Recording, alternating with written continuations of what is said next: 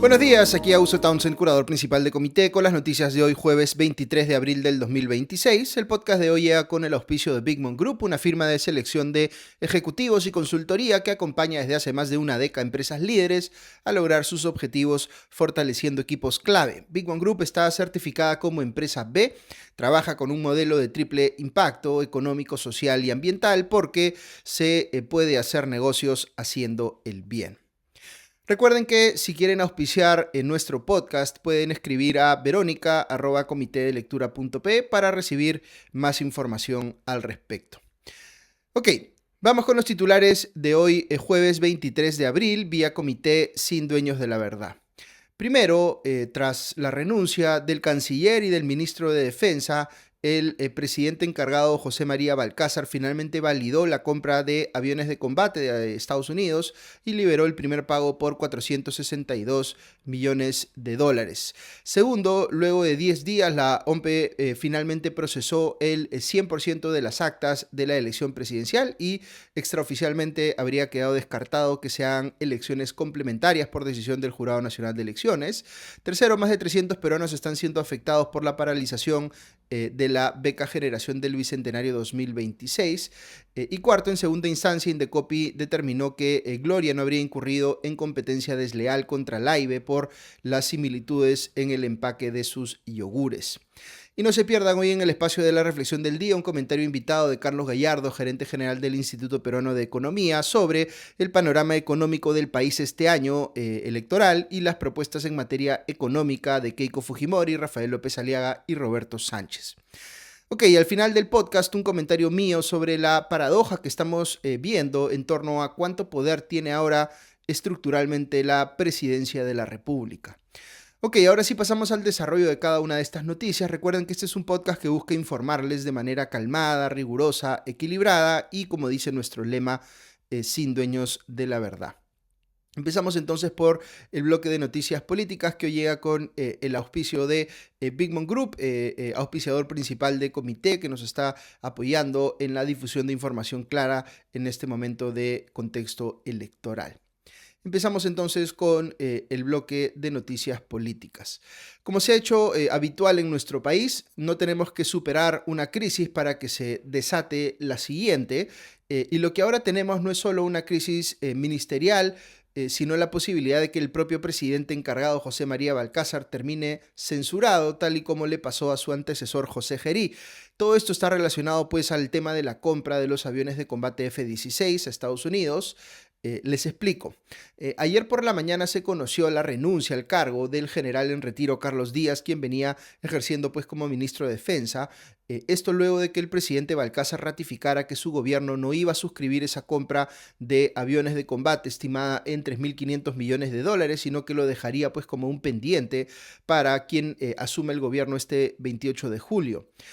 Pues bien, al poco tiempo se conoció que el canciller Hugo de Sela, que era probablemente el ministro con más peso propio del gabinete de Balcázar, también había renunciado. Pero no solo eso, en una entrevista con RPP dijo textualmente que su jefe, el presidente, le había mentido al país porque la compra de los aviones F-16 con Lockheed Martin ya se había cerrado y Balcázar la estaba desconociendo y por tanto generando pues un altercado muy serio con los Estados Unidos.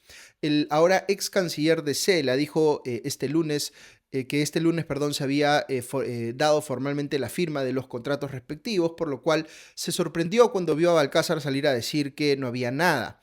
La pregunta entonces es si Balcázar tiene tan poca gravitación como presidente que el contrato se firmó incluso estando él, que técnicamente es el jefe supremo de las Fuerzas Armadas, en contra.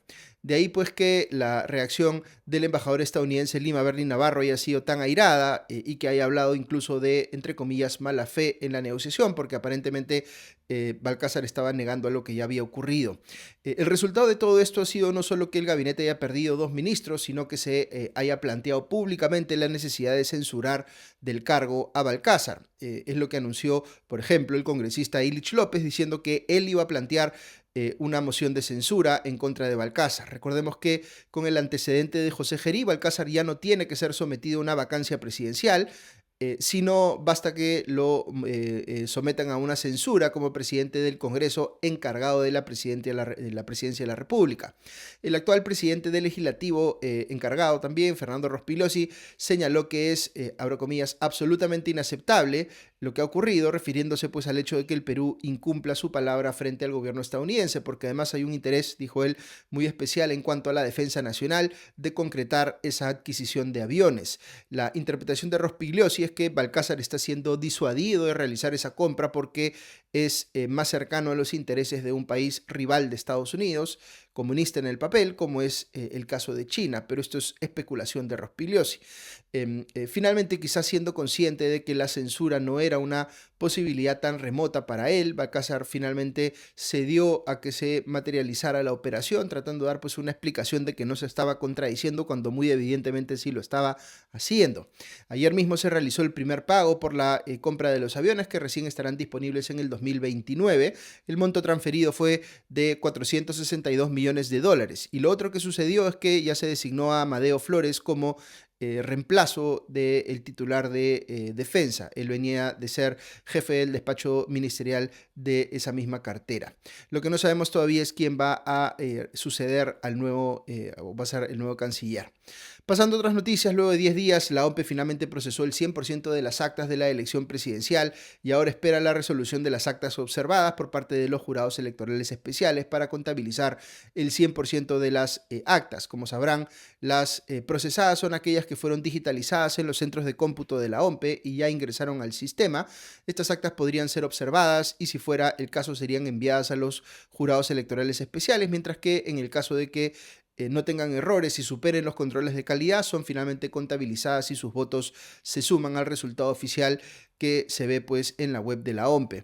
La OMP aguarda la resolución de 4.980 actas observadas por parte de los jurados electorales especiales para finalizar el conteo de votos de la elección presidencial, en donde, como sabrán, Rafael López Aliaga y Roberto Sánchez se vienen disputando voto a voto el pase a la segunda vuelta. Cabe mencionar, sin embargo, que la OMP aún no ha procesado el 100% de las actas para la elección de la Cámara de Diputados y el Senado y el Parlamento andino. Esto se debe a que el órgano electoral había informado previamente que priorizaría la elección presidencial por encima de las otras. Sin embargo, la lentitud en el conteo de la elección presidencial, que era la prioridad, ha dejado mucho que desear, así como la falta de comunicación e información respecto de estas demoras. También es importante mencionar, aunque es información extraoficial, que tanto el Comercio como la República esta mañana mencionan que ayer en el Pleno del Jurado Nacional de Elecciones se discutió la posibilidad de realizar elecciones complementarias, que es lo que ha pedido Renovación Popular, la candidatura, digamos, de Rafael López Aliaga, y que también han de alguna manera respaldado a algunos otros candidatos como Keiko Fujimori, y por supuesto rechaza más bien quien está del otro lado, que es Roberto Sánchez, pero aparentemente en la reunión que hubo, en la sesión que hubo del Pleno del Jurado Nacional de Elecciones, no hubo respaldo suficiente para tomar el camino de las elecciones complementarias, que además hay que recordar no tiene base legal, y por tanto habría sido descartado, digamos, esa posibilidad. Vamos a ver pues cómo reaccionan ahora los partidos que estaban de alguna manera exigiendo que eso se dé. Ok, menciono rápidamente un caso que me ha llamado la atención. Ha habido mucho malestar, mucha molestia en un número grande de estudiantes que estaba esperando pues poder participar en la llamada beca Generación del Bicentenario, que es aquella que le permite a estudiantes con muy buen rendimiento académico, pero pocos recursos, poder pues acceder a las mejores universidades del mundo. En fin, este año se esperaba que hubiera pues presupuesto para dar esa beca, pero finalmente se han dado con la situación estos estudiantes de que no hay dinero y que aun cuando puedan haber, digamos, accedido a las universidades, no hay, digamos, con qué financiar sus becas y por tanto algunos van a tener que perder pues esas oportunidades. Es una pena siempre que por digamos, discusiones que hay en el Congreso sobre cómo reasignar el presupuesto, los que terminen pues pagando los platos rotos de que haya tanta irresponsabilidad fiscal en el país son los potenciales beneficiarios de programas como Beca 18. lo que están diciendo los afectados es que el Congreso podría todavía tener una discusión para que se asigne una suerte de crédito suplementario que permita que estos más o menos 300 estudiantes afectados tengan pues la posibilidad de que les entreguen una beca y cumplan su sueño de ir a estudiar pues en una de las mejores universidades del mundo. Hay que recordar también que varios de ellos han invertido de su propio dinero para prepararse para estas postulaciones y finalmente, digamos, no van a tener el apoyo necesario para poder concretar esta posibilidad. Así que una pena, yo considero personalmente que es importante que un país como el Perú tenga pues facilidades de financiamiento o becas para que podamos ayudar a los estudiantes destacados del país que tienen dificultades para poder cubrir los costos ellos mismos, a que puedan pues acceder a la mejor educación del mundo, sobre todo pensando en la posibilidad también de que como parte de esas becas se les pida que regresen al país y que desplieguen pues lo aprendido para tratar de generar impacto aquí, digamos, en el caso peruano. Ok, vamos a pasar ahora al bloque de noticias económicas que viene con Ale Costa y que hoy trata sobre una noticia alrededor de una disputa que había entre las empresas Gloria y Laibe por una supuesta situación de confusión en el mercado de yogures. Escuchamos a Ale. Muy buenos días y bienvenidos a la Noticia Económica con Ale Costa. Hoy vamos a hablar sobre la decisión del Tribunal de Defensa de la Libre Competencia de Indecopi, que ha resuelto desestimar la demanda presentada por la AIB contra su competidora Gloria por competencia desleal, dejando sin efecto la multa por 116.600 soles que la entidad le había impuesto el año pasado. Recordemos que en septiembre del 2025, la Comisión de Fiscalización de la Competencia Desleal de Indecopi había resuelto en primera instancia declarar fundada la demanda del AIBE contra Gloria, que la acusaba de competencia desleal en la modalidad de confusión. Lo que argumentaba Laibe es que Gloria había lanzado al mercado su yogur Activio con una presentación semejante a la de su producto Laibe Probióticos. El colegiado en ese momento consideró que ambos yogures compiten en los mismos canales de distribución y que los envases de Gloria compartían con los de Laibe elementos visuales que podían inducir al consumidor a error. Estos elementos visuales incluían el uso de los colores verde y blanco, la tipografía en letras blancas sobre fondo verde y las imágenes de frutas en el área central. Basándose en esos argumentos, la comisión le impuso una multa de 21,2 UITs o 116.600 soles según el valor de la UIT para este año. Gloria apeló la decisión y el tribunal, en segunda y definitiva instancia administrativa, decidió revocar esa multa y descartó que exista riesgo de confusión para el consumidor, pues en ambos productos las marcas Laibe y Gloria aparecen de forma destacada, acompañadas de las submarcas Svelte y Activio respectivamente. El tribunal opinó que la presencia de las marcas, así como la tipografía y construcción gráfica, son suficientes para evitar que el consumidor asuma que se trata del mismo fabricante o del mismo producto. Asimismo, concluyó que aunque ambos envases utilizan elementos como el uso del color verde, el fondo blanco o la representación de las frutas, esos recursos son habituales en el mercado de yogures y son por lo tanto elementos genéricos que no pueden ser apropiados de manera exclusiva por una empresa, especialmente en categorías vinculadas a productos saludables. ¿Qué opinó el tribunal sobre la posibilidad de que Gloria haya imitado el envase del yogur Laibe? La resolución señala que la imitación es parte del juego competitivo siempre que no genere confusión sobre el origen empresarial, es decir, sobre el nombre del fabricante. Esta decisión de Indecopi es interesante primero por la relevancia de los jugadores enfrentados y porque al final lo que está determinando la autoridad que vela por la libre competencia es que ninguna compañía puede hacerse dueña de elementos comunes como colores o imágenes que normalmente se relacionan con una categoría de productos, como en este caso, los yogures saludables. Terminamos así la noticia económica con Ale Costa. Les deseo un excelente día. Nos reencontramos mañana. Hasta entonces. Gracias, Ale. Hasta aquí las noticias de hoy, pero si quieren escuchar unos minutos más, hoy tenemos un comentario invitado en el espacio de la reflexión del día del Carlos Gallardo, gerente general del Instituto Peruano de Economía, que nos habla sobre el contexto económico de este año y las propuestas que están planteando para temas económicos los candidatos que todavía están disputándose el pase a la segunda vuelta presidencial. Escuchamos a Carlos. En un contexto en el que aún no se definen los dos candidatos de la segunda vuelta electoral, en el IP resumimos las principales observaciones que tenemos sobre las propuestas de tres partidos: Fuerza Popular, Juntos por el Perú y Renovación Popular. Comencemos con Juntos por el Perú, que concentra varias de las principales críticas. En materia de inversión, plantea un mayor rol del Estado en la economía y cuestiona el rol de la inversión privada. También propone cambios estructurales como una asamblea constituyente y modificar el trato entre inversión nacional y extranjera. Todo ello generará incertidumbre y afectará la inversión privada y la llegada de capitales. En el sector minero, sus propuestas incluyen reducir el plazo de las concesiones de 30 a solo 5 años y revertir al Estado aquellas concesiones que considere inactivas. Además, plantea que la comercialización del oro de la pequeña minería pase por el Estado. Estas medidas impactarán en la minería formal. A esto se suma la intención de aumentar la carga tributaria sobre sectores formales, sin resolver el problema de fondo, la alta informalidad. Recordemos que hacer más complejo el camino para ser formal solo hace más fácil el camino para las actividades informales e ilegales. En el frente fiscal también hay preocupaciones. Se estima que sus propuestas implican un costo de al menos 19.000 millones de soles anuales, a lo que se sumaría alrededor de 8.000 millones adicionales por incrementos salariales, como los que ha propuesto subir a los docentes, ¿no? A los cuales pretende igualar sus salarios a una OIT.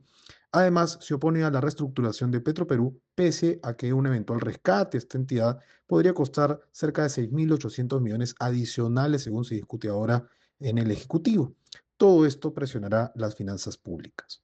Por el lado de Fuerza Popular, si bien mantiene una posición más favorable hacia la inversión privada, también presenta retos. Sus propuestas tendrían un costo estimado de alrededor de 34.000 millones de soles anuales, especialmente en proyectos de infraestructura. Sin una fuente clara de financiamiento, esto afectará el equilibrio fiscal. En minería plantea cambios a la ley general para, para evitar la especulación, según cito, ¿no? Lo que genera sin duda incertidumbre. Finalmente, Renovación Popular presenta uno de los mayores costos fiscales estimados en sus planes, con alrededor de 52.000 millones de soles solo en propuestas de infraestructura como trenes y transporte. También ha planteado buscar un tipo de cambio favorable para las exportaciones, lo que se entiende como una afectación a la autonomía del Banco Central. En conjunto, los tres partidos presentan propuestas con costos elevados y varios puntos de incertidumbre. Esto ocurre en un contexto en el que la economía peruana muestra señales positivas, ¿no? Vivimos un año electoral atípico, la inversión privada aumenta, experimenta un crecimiento a doble dígito, el tipo de cambio fluctúa principalmente motivado por factores externos y las expectativas empresariales se mantienen positivas. El contexto externo nos ayuda también, los términos de intercambio siguen sólidos y los flujos de capitales son positivos. Sin embargo, persisten, como todos sabemos, desafíos importantes, por ejemplo, en lo fiscal, la informalidad y el aumento de la inseguridad. Por eso, pondremos posiciones más favorables a la inversión privada, que se alejen de la nacionalización de recursos estratégicos, la renegociación de contratos, una mayor planificación estatal, la convocatoria a una asamblea constituyente y que resientan los intentos de reformar Petroperú. Ponderemos prudencia fiscal en las propuestas, que se alejen de aumentos en remuneraciones y mejoras en los servicios, de otorgamientos de incentivos tributarios y de construir megaobras como si los recursos públicos fueran ilimitados. Ponderemos candidatos que valoren la autonomía del Banco Central, que se alejen de proponer el uso de las reservas internacionales para gasto público o de que el banco se dedique a comprar oro sobre cuyo origen no se tiene certeza. Así, más allá del contexto favorable en lo económico, las decisiones que se tomen a partir de estas propuestas que hemos resumido como más riesgosas será clave para el rumbo económico y social del país. Gracias, Carlos. Voy ahora con mi reflexión final. Fíjense las paradojas que nos deja la realidad política peruana. Por un lado, estamos viendo una lucha encarnizada por ver quién logra meterse en la segunda vuelta presidencial, si bien hemos tenido por primera vez en mucho tiempo elecciones para un Congreso bicameral, con Cámara de Diputados y Senado.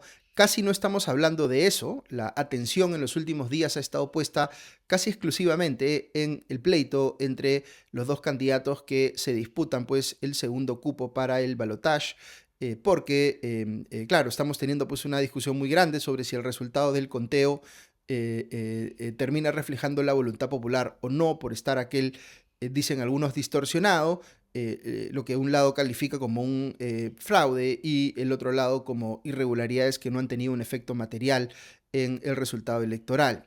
Pero este debate, como les digo, se está enmarcando en la pelea por entrar a la segunda vuelta presidencial, no en lo que respecta, por ejemplo, a la conformación del Senado o la Cámara de Diputados, aunque estas otras elecciones también podrían haberse visto distorsionadas por las mismas incidencias. Eso tenemos de un lado. Y por otro, para que podamos apreciar la paradoja, estamos viendo el caso de un presidente en funciones que no quería que su gobierno firmara un contrato para la compra de aviones de combate, sino trasladarle esa responsabilidad al siguiente gobierno.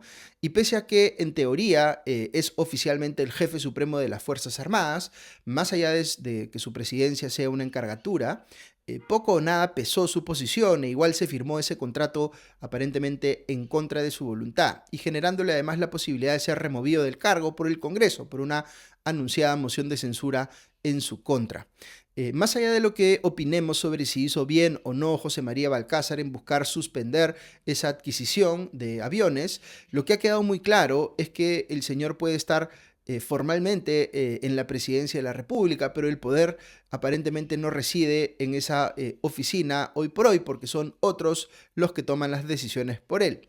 Es como si el presidente fuera hoy una figura decorativa, porque puede tener uno en ese puesto a dos personas políticamente muy disímiles como José María Balcázar y José Gerí, pero casi que da igual, porque el Congreso es quien decide, digamos, quién se queda y quién se va. Yo les he dicho antes en el podcast que lo que ha pasado recientemente en el Perú es que el cargo de presidente de la República, si bien se ejerce en un país regido supuestamente por un sistema presidencialista, en la práctica se ha convertido en algo más parecido a lo que es un primer ministro en un sistema parlamentarista, es decir, un jefe de gobierno puesto ahí por el Congreso, al cual éste le puede bajar el dedo en cualquier momento, porque importa más lo que diga aquel que lo que haya votado directamente la ciudadanía en las urnas, en la elección presidencial. Entonces, a pesar de que es completamente necesario discutir sobre lo que pasó el 12 de abril y hasta qué punto pudo haber distorsionado el pase a la segunda vuelta presidencial o no, todo esto es gravísimo y hay que discutirlo, sí vale la pena mencionar que llama pues poderosamente la atención que casi no estemos hablando del resultado de la elección del Parlamento y particularmente la elección del Senado, que por el tipo de bicameralidad simétrica que hemos aprobado va a tener pues un poder enorme. Quizá esa sea la diferencia más relevante entre lo que se discutió hace 5 años y lo que se está discutiendo ahora sobre la elección. Parece que no hemos asimilado que el país ya cambió y que el poder de la presidencia ya no es el de antaño. Y con todo lo importante que es que se defina correctamente quién llega a la segunda vuelta y el que podamos pasar pues la página luego de eso sin violencia en las calles, no debemos perder de vista que con los cambios que se han venido dando formal e informalmente en los últimos años, lo que hemos estado haciendo es pues disminuir el poder relativo de la presidencia de la República. Ok, como siempre, un agradecimiento muy especial a nuestros auspiciadores, a Big Mom Group y a nuestros suscriptores que nos permiten llegar a ustedes cada mañana. Que tengan un buen día. Ya nos escuchamos pronto. Adiós.